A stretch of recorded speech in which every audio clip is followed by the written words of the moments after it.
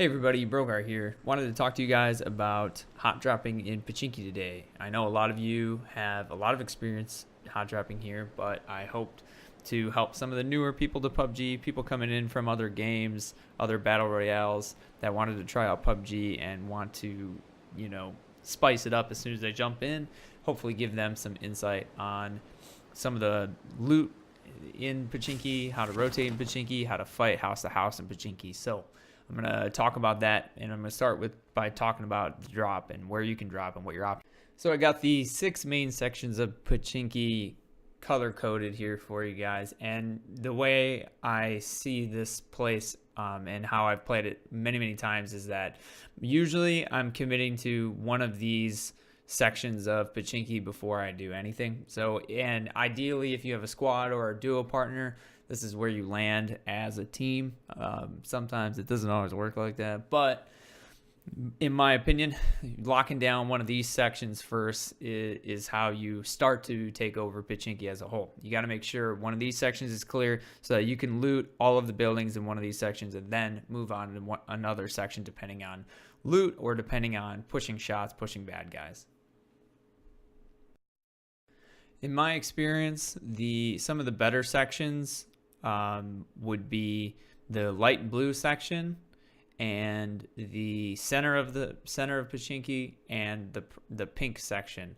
And the reason why is there's a specific building I like to go for in Pochinki, and there's specific buildings that I really like to avoid as my initial drop. I'll still drop in these places, loot these spots first, but generally speaking, I try to land at these buildings right here. I'm going to mark them.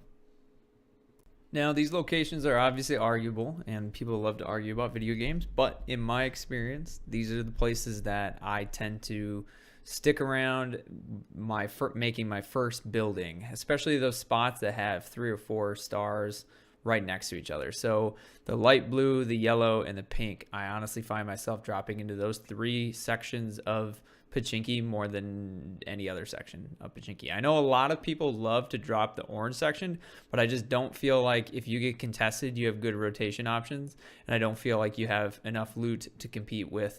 If you get bad RNG in one of those star buildings, and the people actually got good RNG when it comes to loot spawns in the buildings right next to it, you kind of screwed. You're kind of stuck in a bad spot.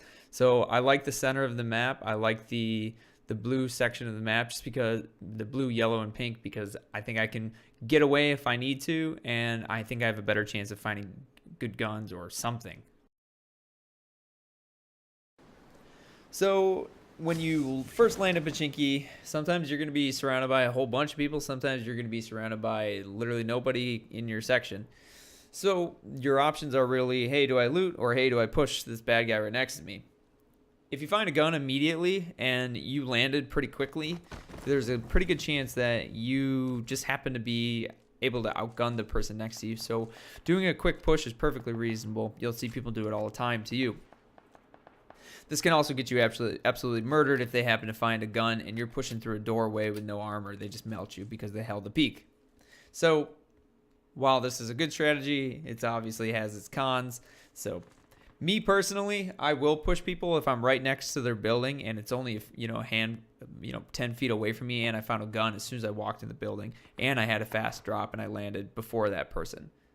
Otherwise, my ideal situation is finding at least a helmet, more optimally a helmet and a chest piece, and then trying to figure out my peaks and trying to figure out where that person is and whether or not I can get some shots on them before moving in to their building to take them out.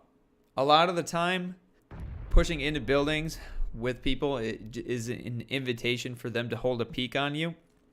You have to be very experienced to do this. You have to understand the buildings, the building layouts. You have to understand the options of your enemy, whether it's jumping in a window and looking down at you, jumping on the stair railing, holding a peek left or right, whatever. Understanding your sound cues, understanding where they could be before you even walk into the building is going to be really relevant. But the only way to get better at it is by practicing it, and fighting by pushing somebody inside of a building is really difficult. So, but it's a necessary skill to have in PUBG. So I advocate practicing it. Pochinki's the perfect place to do that.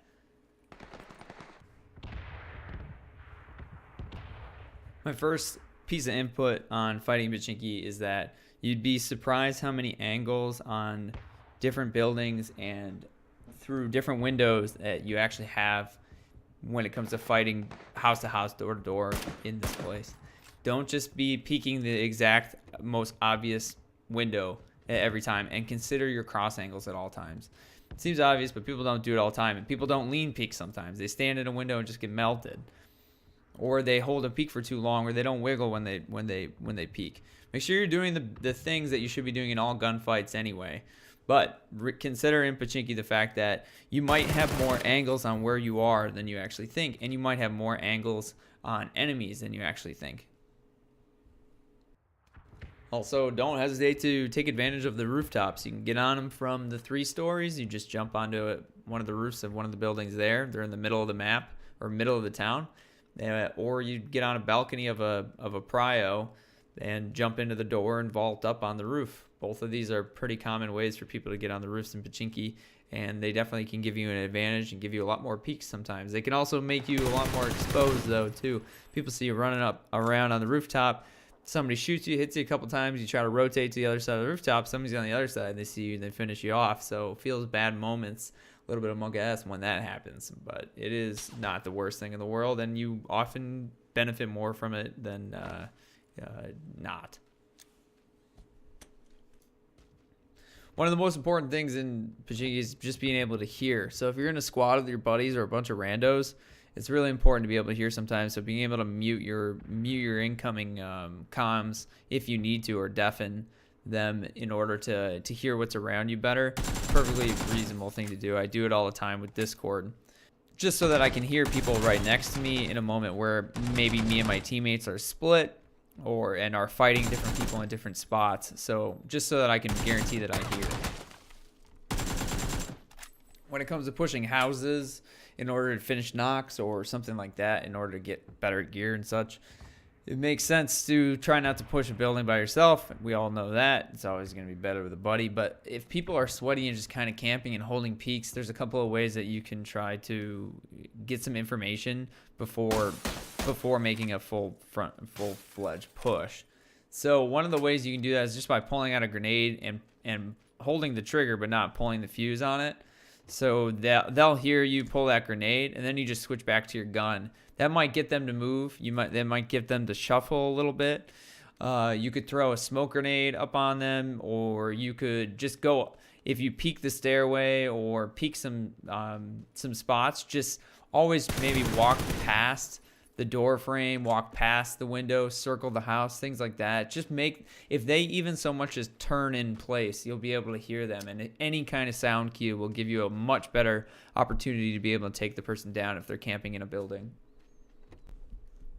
If somebody's got a beat on you, or you've been kind of peek fighting somebody who's been kind of beating you, don't hesitate to just reset the fight, back it up, rotate to a new location, and just kind of heal, figure it out again.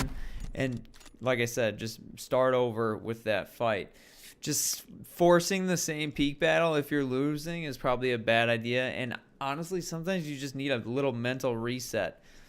And being in a new spot, new position, and trying to figure it all out from scratch again might give you an actual advantage if they have you dialed in where you were last fighting with them. That goes for fights in general in PUBG, though. If you're losing, and you're losing bad, and you have an opportunity to back up, rotate, back up, med up, and then figure out the fight again from a new position, it's perfectly reasonable to do so, but do take into consideration that the longer your fight lasts, the more of an opportunity for third parties to get involved. The last thing I want to mention is that Pochinki is going to be filled with players who have played this game for thousands of hours. It's going to be filled with very good players. It's going to be filled with total noobs. It's going to be filled with people anywhere in between this as well. So if you're going here and you're newer to the game, make sure you realize, like, this is a good place to practice with whatever you get. This is a good place to make the right decisions in a close quarters engagement, to move, to get better at moving, understanding your angles, and learning the map and city. So don't get too upset when you get destroyed here, and don't get too upset when you get third partied here. It's going to happen. It's normal. Everybody's here to frag out. So it's okay. But I hope you guys learn a little bit from this video. If you have any input, things you want to know, get some different insight on PUBG, please let me know in the comments. I'm very interested in continuing to make more informative videos for you guys, and feedback is much appreciated. So thanks, take care, see you guys on stream.